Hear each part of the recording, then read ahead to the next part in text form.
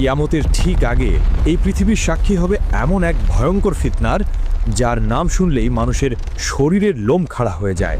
এটি হলো হাজার হাজার বছর ধরে বন্দী থাকা এক ভয়ঙ্কর জাতির গল্প।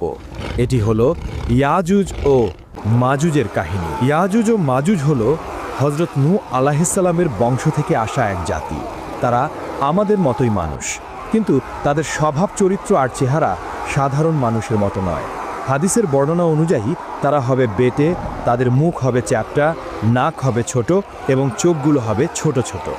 তাদের সংখ্যা এতটাই হবে যে তা মানুষের কল্পনাকেও হার মানাবে। তারা যখন কোনো একটি নদীর পাশ দিয়ে যাবে, তখন তারা সেই নদীর সমস্ত পানি পান করে শেষ করে ফেলবে। এই জাতি এতটাই ভয়ঙ্কর হবে, একটা নদীর পানিকেও তারা মিনিটের মধ্যে শেষ করে দিতে পারে, নদীকে মরুভূমিতে পরিণত করে দিতে পারে। তাদের প্রধান বৈশিষ্ট্য হলো তাদের সীমাহীন নিষ্ঠুরতা। তারা কোনো এলাকায় ঢুকলে সেখানে প্রাণের কোনো চিহ্ন রাখে না। তারা সেখানকার সব ফসল নষ্ট করে ফেলে, সব গাছপালা উপড়ে ফেলে, সব পশু পাখি মেরে ফেলে এবং নারী পুরুষ শিশু কাউকেই ছাড়ে না। সবাইকে নির্দয়ভাবে হত্যা করে। বহু শত বছর আগে বাদশাহ জুলকারনাইন নামে আল্লাহর এক নেককার বান্দা ইয়াজুজ ও মাজুজের অত্যাচার থেকে মানুষকে বাঁচানোর জন্য দুটি পাহাড়ের মাঝখানে লোহা ও তামা গলিয়ে এক শক্ত প্রাচীর তৈরি করে দিয়েছিলেন। সেই দিন থেকে তারা সেই প্রাচীরের ওপারেই বন্দী অবস্থায় আছে। হাজার হাজার বছর ধরে প্রতিদিন সকালে তারা সেই প্রাচীরটি ভাঙার জন্য কঠোর পরিশ্রম করে।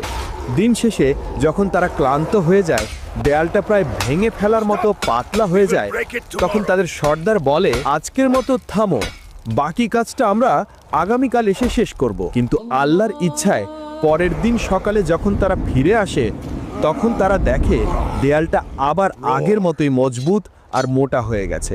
তখন তারা আবার দেয়ালটাকে ভাঙার জন্য লেগে যায়। এভাবেই চলছে দিনের পর দিন, বছরের পর বছর, কিন্তু দেয়ালটা ভেঙে তারা বাইরে আসতে পারে না। কিন্তু কিয়ামতের ঠিক আগে যখন পৃথিবীতে হযরত ঈসা আলাইহিসসালাম আসবেন এবং দাজ্জালকে হত্যা করবেন, ঠিক সেই সময়েই আল্লাহ ইয়াজুজ ও মাজুজকে মুক্তি করবেন। সেদিনও তার আগের মতোই সারাদিন ধরে দেয়ালটা ভাঙতে থাকবে। দিন শেষে যখন দেয়ালটা প্রায় ভেঙে পড়ার মতো অবস্থায় চলে আসবে, তখন তাদের সর্দার হয়তো আল্লাহর ইচ্ছাতেই বলে উঠবে, আজকের মতো এখানেই থামো, ইনশাল্লাহ বাকি কাজটা আমরা আগামীকাল এসে শেষ করব। সেই একটা মাত্র শব্দ ইনশাআল্লাহ তাদের হাজার হাজার বছরের চেষ্টাকে সফল করে দেবে। পরের দিন সকালে যখন তারা ফিরে আসবে, তখন তারা দেখবে দেয়ালটা ঠিক তেমনই ভাঙা অবস্থায় আছে। এরপর তারা এক ধাক্কাতেই সেই দেয়ালটা ভেঙে ফেলবে এবং কোটি কোটি ইয়াজুজ ও